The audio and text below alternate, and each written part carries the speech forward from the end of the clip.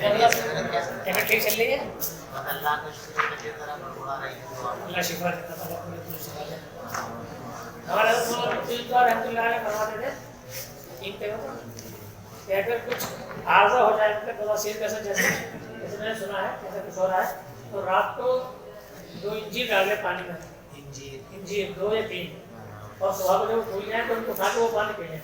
انشاءاللہ ہفتے کے دن میں عطا ہو جائے گا. بسم الله الرحمن الرحيم.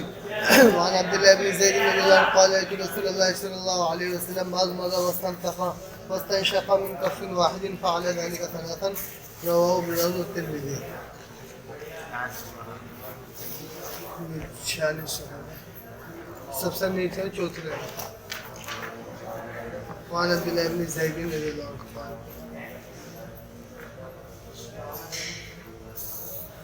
پیغمبر علیہ الصلوۃ والسلام نے کلی فرمائی ناک میں پانی ڈالا ایک ہی چلو سے اور آپ نے یہاں پر 3 مرتبہ فرمایا یعنی 3 ہی بار کلی فرمائی اور 3 ہی بار ناک میں پانی ڈالا. سنت کا اعلیٰ درجہ یہ. وعن ابن عباس رضي الله عنهما أن النبي صلى الله عليه وسلم مسح برأسه وأذنيه باطنهما بالسباحتين وظاهرهما بإبهاميه رواه النسائي. پیغمبر علیہ الصلوۃ والسلام نے اپنے سر کا مسح فرمایا اور اپنے کانوں کا مسح فرمایا.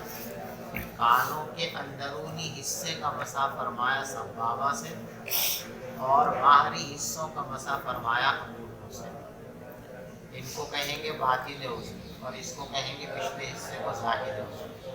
اس انگلی سے مسح فرمایا اور یہ اس کا پچھلا حصہ اس کو ایسے انگوٹھے سے مسح فرمایا.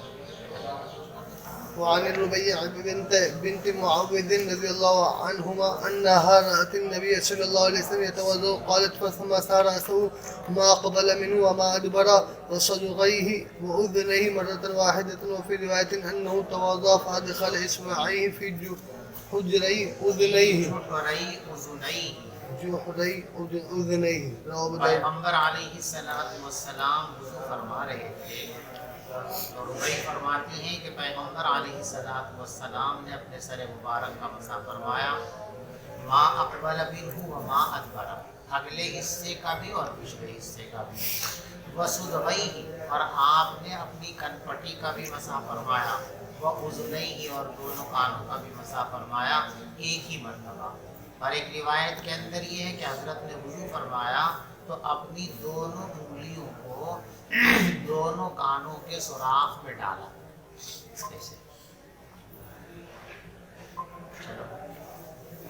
وعن عبد الله بن زيد رضي الله عنه أنه رأى النبي صلى الله عليه وسلم توضأ وأنه مسح رأسه بماء غير فضل يديه رواه الترمذي. پیغمبر علیہ السلام نے وضو فرمایا اور سر مبارک کا مسح فرمایا اس پانی سے جو ہاتھوں کا بچا ہوا نہیں تھا. یعنی ہاتھ دھوئے ہم نے تو ہاتھ بھیگے ہوئے ہیں, انہی بھیگے ہوئے ہاتھوں سے مسح کر لیں, یہ درست اور صحیح نہیں. ہاتھ بھیگے ہوئے ہیں لیکن مسح کرنے کے لیے ہاتھوں پہ نیا پانی لینا چاہیے. وعن ابي امامه رضي الله عنه ذكر وضوء رسول الله صلى الله عليه وسلم قال وكان يمسح المعقين وقال الاذنان من الراس. کہتے ہیں اس کو, یہ آنکھ کا یہ حصہ ہے نا, کبھی کبھی یہاں پانی نہیں پہنچتا شکن ہونے کی وجہ سے, نہیں آپ اس طریقے سے ہاتھ پھیر لیتا ہے. اور فرمایا کان جو ہے وہ سر کے ساتھ ہے, یعنی کانوں کو چہرہ ظاہر یہ چہرے کے قریب دکھائی دیتے ہیں لیکن چہرہ دھوتے وقت کانوں کو دھویا نہیں جائے گا بلکہ ان کا تعلق سر سے, جب سر پہ مسح کریں گے تو کانوں کا بھی مسح کریں گے. رواه ابن ماجه وابو داود والترمذي وذكر قال حماد لا ادري الاذنان من الراس من قول ابي امامه ام من قول رسول الله. دیکھو یہ لفظ ہے نا وقال الاذنان من الراس, اور یوں فرمایا کہ دونوں کان سر کے ساتھ ملحق ہیں, دونوں کان سر میں شامل ہیں.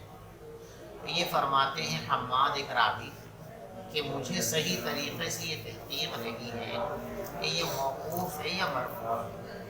حضرت ابو امامہ رضی اللہ تعالیٰ نے یہ بات ارشاد فرمائی تھی یا انہوں نے پیغمبر علیہ السلام سے اس بات کو سنا تھا.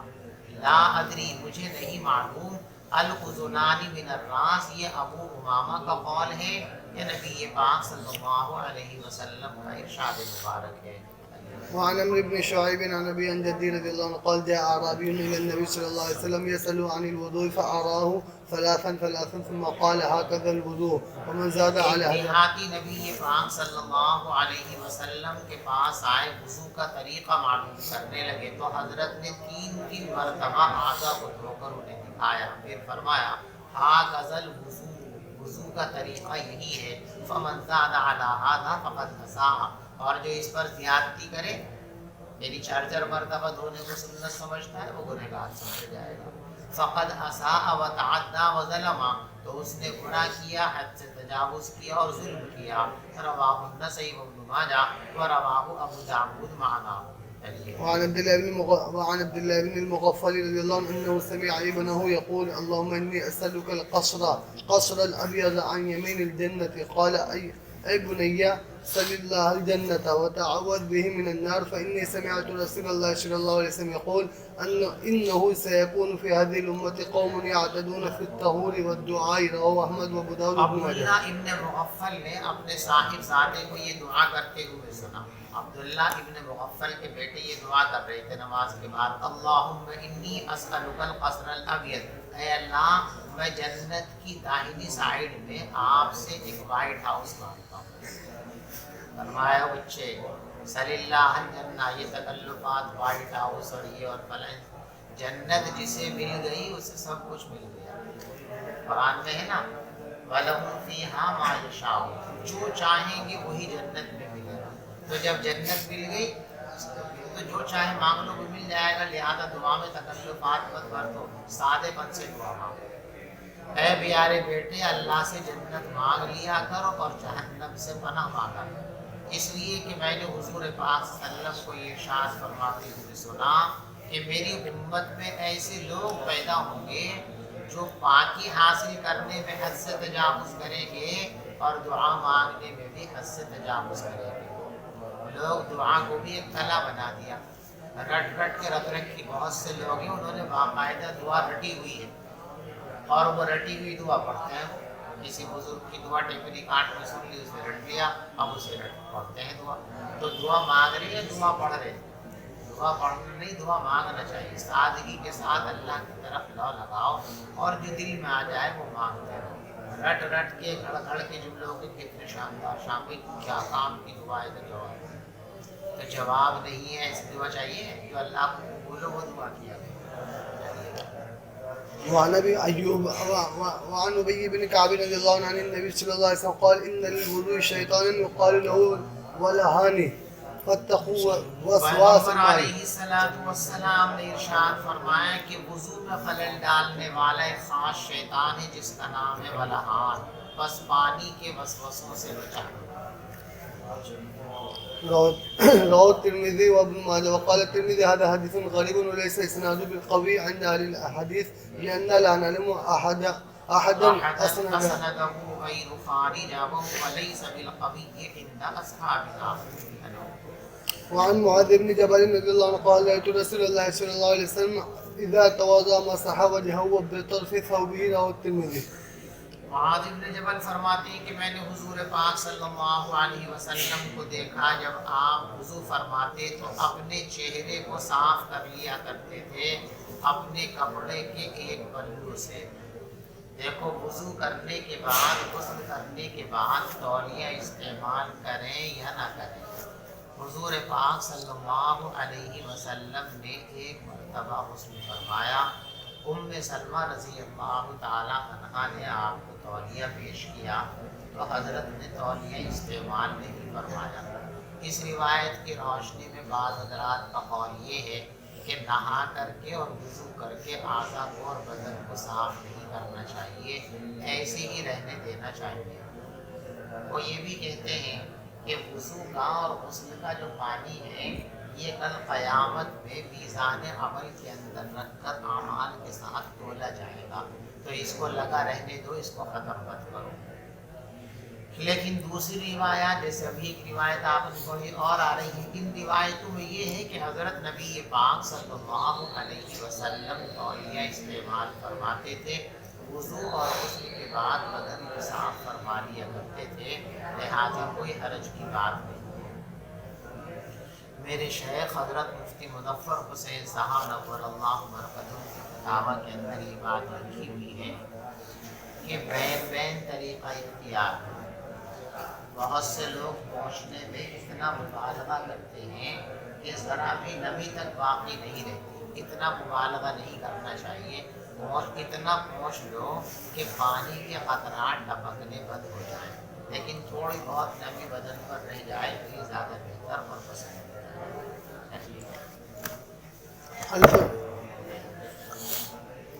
وعن عائشة رضي الله عنها أن قالت كانت لرسول الله صلى الله عليه وسلم خلقة ينشف بها أعضاءه بعد الوضو۔ پیغمبر علیہ السلام کے پاس کپڑے کا ایک ٹکڑا تھا جس سے آپ اپنے اعضاء کو پوچھا کرتے تھے، صاف کیا کرتے تھے وضو کرنے کے بعد۔ رواہ ترمذی وقال هذا حدیث لیس بالقائم وابو معاذ الرازی ضعیف عند اہل الحدیث۔ فرماتے ہیں یہ روایت سند کے اعتبار سے مضبوط نہیں ہے، اس لیے کہ اس کے راویوں میں ایک صاحب ہے ابو معاذ، یہ راوی جو ہے محدثین کی نگاہ کے اندر ضعیف ہے۔ الفصل الثالث عن ثابت بن أبي صفية رضي الله عنه قال قلت لأبي جعفر رحمه الله وهو محمد الباقر حدثك جابر أن النبي صلى الله عليه وسلم توضأ مرة وثلاثا فقال نعم رواه الترمذي وابن ماجه۔ ثابت بن ابو صفیہ کہتے ہیں کہ میں نے حضرت ابو جعفر یعنی محمد باقر سے دریافت کیا کہ کیا آپ سے حضرت جابر نے یہ بات بیان کی نبی صلی اللہ علیہ وسلم نے وضو ایک بار بھی کیا، دو بار بھی کیا، تین بار بھی کیا؟ انہوں نے فرمایا کہ ہاں۔ حضرت جابر نے بتایا کہ تینوں عمل ان سے ثابت ہے۔ کثرت کے ساتھ تو آپ کا معمول یہی تھا کہ تین مرتبہ، کبھی 2 مرتبہ بھی، اور کبھی کبھی بیان جواز کے لیے 1 مرتبہ پر بھی اکتفا فرمایا ہے۔ وعن عبد الله بن زيد رضي الله عنه قال ان رسول الله صلى الله عليه وسلم توضأ مرتين وقال هو نور على نور۔ وعن عثمان رضي الله عنه قال ان رسول الله صلى الله عليه وسلم توضأ ثلاثا وقال هذا وضوئي ووضوء الانبياء قبلي ووضوء ابراهيم عليه السلام رواه مرزين۔ پیغمبر علیہ السلام نے 3 بار وضو فرمایا، پھر فرمایا میرا وضو بھی یہی ہے اور مجھ سے پہلے جو انبیاء گزرے ہیں ان کے وضو کا طریقہ بھی یہی تھا، اور خصوصاً حضرت ابراہیم علیہ السلام کے وضو کا طریقہ بھی یہی تھا۔ رواہ مارزین والنووی ضعف الثانی فی شرح مسلم۔ ان دونوں روایتوں کو امام رزین رحمۃ اللہ علیہ نے اپنی کتاب میں نقل کیا ہے، اور دوسری روایت کو شرح مسلم میں امام نووی رحمۃ اللہ علیہ نے ضعیف قرار دیا ہے۔ وعن انس رضي الله عنه قال كان رسول الله صلى الله عليه وسلم يتوضأ لكل صلاة وكان احدنا يكفيه الوضوء ما لم يحدث۔ پیغمبر علیہ السلام ہر نماز کے لیے نیا وضو فرماتے تھے، اور ہم صحابہ کرام کے لیے ایک ہی وضو کام کرتا رہتا تھا جب تک حدث لاحق نہ ہو۔ پانی کی قلت تھی، اس لیے ایک ہی وضو سے جب تک کام چلتا چلا، لیکن پیغمبر علیہ السلام پانی کی قلت کے بعد بھی ہر نماز کے لیے نیا وضو فرماتے تھے، ضرورت ہو تب بھی اور ضرورت نہ ہو تب بھی۔ وعن محمد بن يحيى بن حبان قال قلت لعباد الله بن عمرو أرأيت وضوء عبد الله بن عمر لكل صلاة طاهرا كان وغير طاهر عمن أخذه؟ فقال حدثته أسماء بنت زيد بن الخطاب أن عبد الله بن حنظلة بن أبي عامر حضرت عبداللہ ابن عمر رضی اللہ تعالیٰ عنہ کا معمول یہ تھا کہ ہر نماز کے لیے نیا وضو فرماتے تھے، وضو ٹوٹ گیا ہو تب بھی، وضو نہ ٹوٹا ہو تب بھی، جو پیغمبر علیہ السلام کا معمول تھا۔ تو حضرت عبداللہ ابن عمر رضی اللہ تعالیٰ عنہ کے بیٹے ہیں حضرت عبید اللہ۔ حضرت عبید اللہ سے کسی نے پوچھا کہ بھی تمام صحابہ کرام کا معمول تو یہ تھا کہ ایک بار وضو کر لیا، جب تک وضو ٹوٹتا نہیں تھا اسی وضو سے نماز پڑھتے رہتے تھے، لیکن تمہارے ابا حضور ایسا نہیں کرتے تھے، تمہارے ابا حضور ہر نماز کے لیے نیا وضو کرتے تھے، وضو ہو تب بھی اور وضو نہ ہو پہلے سے تب بھی، تو تمہارے ابا حضور تمام صحابہ کرام سے ہٹ کر یہ عمل کیوں کرتے تھے؟ یہ پوچھا ان سے، تو انہوں نے جواب دیا کہ میرے ابا حضور جیسا کرتے تھے اس کے پیش نظر ایک حدیث ہے جس کی بنیاد پر وہ ایسا کیا کرتے تھے، اس حدیث کو سنا۔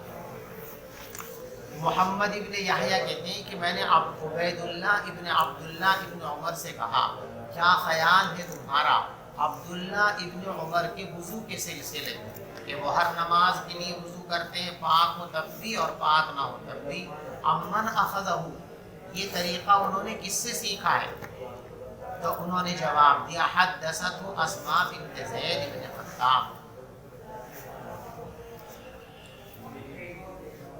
ان سے حدیث بیان کی تھی زید ابن خطاب کی بیٹی نے کہ عبداللہ ابن حنظلہ ابن ابی عامر جو غسیل ملائکہ ہیں، انہوں نے حدیث بیان کی کہ رسول پاک صلی اللہ علیہ وسلم کو حکم دیا گیا تھا ہر نماز کے لیے وضو کرنے کا، پاک ہو تب بھی اور پاک نہ ہو تب بھی۔ فلما شق ذلك علی رسول اللہ، جب پیغمبر علیہ السلام کو اس میں مشقت ہونے لگی، امر بالسواک عند کل صلاۃ، تو پھر آپ کو ہر نماز کے وقت مسواک کا مکلف کر دیا گیا اور وضو کا حکم ہٹا لیا گیا مگر حدث کی صورت میں۔ ٹھیک ہے، یہ حدیث کا حاصل یہ ہے ان کے جواب کا کہ حضور پاک صلی اللہ علیہ وسلم کو اصل حکم یہ تھا کہ ہر نماز کے لیے وضو کریں، پہلے سے ہو تب بھی نہ ہو تب بھی۔ جب آپ کو مشقت ہوئی تو یہ حکم تخفیف کر دی گئی اس کے اندر، تو کہتے ہیں حضور کو تخفیف دی گئی تھی، وہ مشقت کی بنیاد پر دی گئی تھی، اور مجھے مشقت نہیں ہوتی، تو جب مجھے مشقت نہیں ہوتی ہے تو پھر مجھے کیا کرنا چاہیے؟ ہر نماز کے وقت نیا وضو کرنا چاہیے، اس لیے وہ نیا وضو کیا کرتے تھے۔ بات سمجھ میں آ رہی؟ بس عبداللہ یہ سمجھتے تھے کہ انہیں تو اس کام کی طاقت اور قوت حاصل ہے، ففعلوا حتی مات، لہذا وہ اس پر عمل کرتے رہے موت کے وقت تک۔ وعن عبد الله بن عمرو بن العاص رضي الله عنه أن النبي صلى الله عليه وسلم مر بسعد وهو يتوضأ فقال ما هذا السرف يا سعد؟ قال أفي الوضوء سرف؟ قال نعم وإن كنت على نهر جار، رواه أحمد وابن ماجه۔ وضو کے لیے پانی ضرورت سے زیادہ بہانا یہ درست نہیں، پانی کی قلت ہو تب بھی اور پانی کی قلت نہ ہو تب پانی خوب مل رہا ہے تب بھی پانی ضائع نہیں کرنا چاہیے۔ اللہ کی نعمتیں ضائع کرنے کے لیے نہیں ہیں بلکہ ان سے فائدہ اٹھانے کے لیے وہ نعمتیں ہم کو عطا کی گئی ہیں۔ سمجھ گئے؟ نبی پاک صلی اللہ علیہ وسلم کا گزر حضرت سعد رضی اللہ تعالیٰ عنہ کے پاس سے ہوا، وہ وضو فرما رہے تھے اور کچھ پانی زیادہ استعمال کر رہے تھے، تو فرمایا ما ھذا، بھئی یہ وضو کے اندر اسراف کیوں کر رہے ہو؟ جی حضرت اسراف تو دنیاوی چیزوں میں تو نیک کام ہے، عبادت، اس میں کیا اسراف؟ تو انہوں نے کہا کیا وضو کے اندر بھی اسراف ہوتا ہے؟ فرمایا کہ ہاں وضو کے اندر بھی اسراف ہوتا ہے، اگرچہ تم جاری نہر کے کنارے پر بیٹھے ہو، یعنی پانی کی قلت نہ ہو تب بھی ضرورت سے زیادہ پانی وضو کے اندر بہانا یہ پسندیدہ عمل نہیں ہے۔ وعن ابي هريره رضي الله عنه وابن مسعود وابن عمر رضي الله عنهم ان النبي صلى الله عليه وسلم قال من توضا وذكر اسم الله فانه يطهر جسده كله ومن توضا ولم يذكر اسم الله ولم يطهر الا موضع الوضوء۔ وضو کرتے وقت بسم اللہ پڑھ لی جائے تو وضو کے اندر کمال پیدا ہوتا ہے، نورانیت۔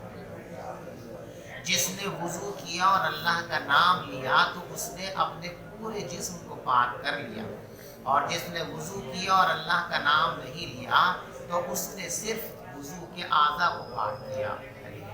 وعن ابي رافع رحمه الله قال كان رسول الله صلى الله عليه وسلم اذا توضا وضوء الصلاه حرك خاتمه في اصبعيه۔ وسلم جب نماز کے لیے وضو فرمایا کرتے تھے تو اپنی انگلی میں انگوٹھی کو ہلا دیا کرتے تھے، گھما دیا کرتے تھے تاکہ اس کے نیچے کوئی جگہ سوکھی ہوئی نہ رہ جائے۔ باب الغسل رواه الفصل الاول۔ عن ابي هريره رضي الله عنه قال قال رسول الله صلى الله عليه وسلم اذا جلس احدكم بين شعبها الاربع ثم جاهدها فقد وجب الغسل وان لم ينزل. متفق عليه. پیغمبر علیہ الصلوۃ والسلام نے ارشاد فرمایا جب تم میں سے کوئی شخص اپنی بیوی کے چاروں گوشوں کے درمیان بیٹھ جائے ثم جہدا پھر اس کو مشقت میں ڈال دے تو بس غسل واجب ہو گیا اگرچہ انزال نہ ہوا. دیکھو پیغمبر علیہ السلام کی وفات کے بعد کچھ دنوں تک حضرات صحابہ کرام کے درمیان یہ مسئلہ اختلافی رہا کہ اگر کوئی شخص اپنی بیوی سے صحبت کرے اور انزال ہونے سے پہلے ہی وہ علیحدہ ہو جائے، انزال کی نوبت نہ آئے، تو اس صورت کے اندر غسل واجب ہوتا ہے یا غسل واجب نہیں.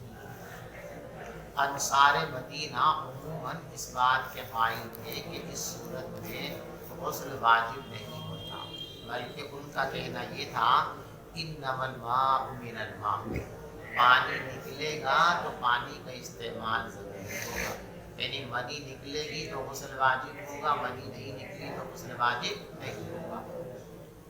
اور عموماً اکثر مہاجرین کی رائے یہ تھی کہ جب صحبت کا تحقق ہو گیا، جماع کا تحقق ہو گیا، تو اب انزال ہوا ہو تب بھی اور انزال نہ ہوا ہو تب بھی بہر صورت غسل واجب ہو جاتا ہے. اس لیے کہ حدیث میں ہے اذا التقى الختانان فقد وجب الغسل، جب دونوں کی ختنوں کی جگہ آپس میں مل جاوے تو غسل واجب ہو گیا، انزال ہوا ہو تب بھی اور انزال نہ ہوا ہو تب بھی وہی بات اس کے اندر بیان کی گئی ہے. فاروق اعظم رضی اللہ تعالیٰ عنہ کے زمانے میں کسی نے آ کر حضرت سے شکایت کی کہ دیکھو فلاں صحابی ہیں اور وہ پتہ نہیں کیسے کیسے مسائل اپنی رائے سے بیان کر رہے ہیں. وہ مسجد نبوی میں یہی مسئلہ بیان کر رہے تھے انما الماء من الماء، کہ انزال ہوگا تو وجوب غسل ہوگا، انزال نہیں ہوگا تو وجوب غسل نہیں ہوگا. اور ان کو بلا لیا، ہاں بھائی یہ مسئلہ کہاں سے بیان کر رہے ہو؟ کہنے لگے جی میرے چچا ہیں، انہوں نے مجھ سے حدیث بیان کی تھی، ان کی بنیاد پر مسئلہ بیان کر رہا ہوں. اتفاق سے وہ چچا بھی موجود تھے، تو ان سے پوچھا کہ ہاں جی میں نے پیغمبر علیہ السلام سے ایسا ہی سنا ہے. تو کچھ لوگ اس کے قائل تھے کہ غسل ہوگا واجب، کچھ لوگ اس کے قائل تھے کہ اس صورت میں غسل، تو ایک سال کی صورت میں غسل ہوتا ہے یا نہیں ہوتا اس میں اختلاف تھا. حضرت عمر نے فرمایا کہ تم صحابہ کرام تم نے زمانے نبوت کو پایا، تم لوگ بھی اگر مسائل کے اندر اس طرح اختلاف کرو گے تو آئندہ امت کا کیا ہوگا؟ حضرت علی رضی اللہ تعالیٰ نے مشورہ دیا کہ اس سلسلے میں ازواج مطہرات سے تحقیق کر لی جائے. تو حضرت عمر نے پہلے ایک صاحب کو اپنی بیٹی حضرت حفصہ کے پاس بھیجا. حضرت حفصہ نے جواب دیا کہ مجھے اس سلسلے میں کچھ معلوم نہیں ہے، اس لیے کہ میرے ساتھ حضور پاک صلی اللہ علیہ وسلم کا کبھی ایسا واقعہ پیش نہیں آیا. اس کے بعد حضرت عائشہ صدیقہ رضی اللہ تعالیٰ عنہ کے پاس خبر بھیجی، انہوں نے فرمایا کہ غسل کیے جائے، اس لیے کہ ہمارے ساتھ ایک بار ایسا ہوا کہ حضرت نے صحبت فرمائی اور منی نہیں نکلی، انزال نہیں ہوا. ایک سال کی صورت میں حضرت نے بھی غسل فرمایا تھا اور میں نے بھی غسل کیا تھا. اس وقت تمام صحابہ کرام کا اس پر اجماع ہو گیا تھا کہ اب ایک سال کی صورت میں بھی وجوب غسل کا فتویٰ دیا جائے گا. تو اب یہ مسئلہ اختلافی ہے.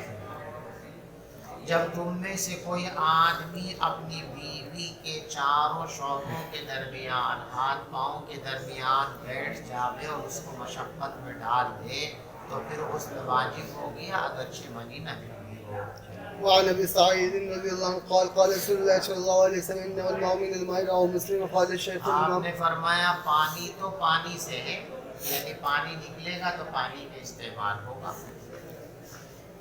شیخ فرماتے ہیں ھذا منسوخ، یہ روایت منسوخ ہو گئی ہے. اور عبداللہ ابن عباس رضی اللہ دو احتمال، یہ روایت انما الماء من الماء، اس کی ایک توجہ تو یہ ہے کہ یہ منسوخ ہو گئی، اور ایک توجہ یہ ہے کہ اس میں تخصیص کر دی جائے. ابن عباس تخصیص کے قائل ہے. کہ انما الماء من الماء کا تعلق احتلام کی صورت سے عملاً کوئی آدمی صحبت کرے تو انسان ہو تب بھی، انسان نہ ہو تب بھی، ہر حال میں.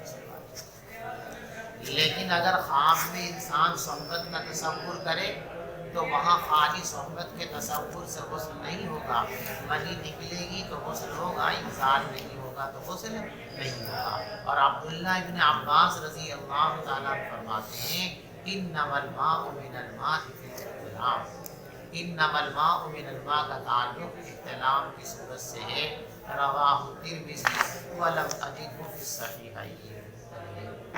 وعن ام سلمة رضي الله عنها قالت ام سليم رضي الله عنها يا رسول الله ان الله لا يستحيي من الحق فهل على المرأة من غسل اذا احتمل. احتلام کی صورت میں اگر انزال ہو جاوے تو جس طرح مردوں کے اوپر غسل واجب ہوتا ہے عورتوں کو بھی احتلام اور انزال کی صورت میں غسل واجب ہو جاتا ہے. ٹھیک ہے بھائی. ام سلمہ رضی اللہ تعالیٰ عنہ فرماتی ہیں کہ حضرت ام سلیم رضی اللہ تعالیٰ عنہ نے عرض کیا اے اللہ کے رسول صلی اللہ علیہ وسلم، اللہ حق بات بیان کرنے سے شرماتے ہیں تو کیا عورت پر بھی غسل واجب ہو جاتا ہے جب اس کو احتلام ہو؟ آپ نے فرمایا کہ ہاں، اذا رأت الماء، جب وہ پانی کو دیکھے. کیونکہ جو حکم مردوں کے واسطے ہے کہ انزال ہو گیا تو غسل واجب ہو گیا، یہ ہے حکم عورتوں کے لیے.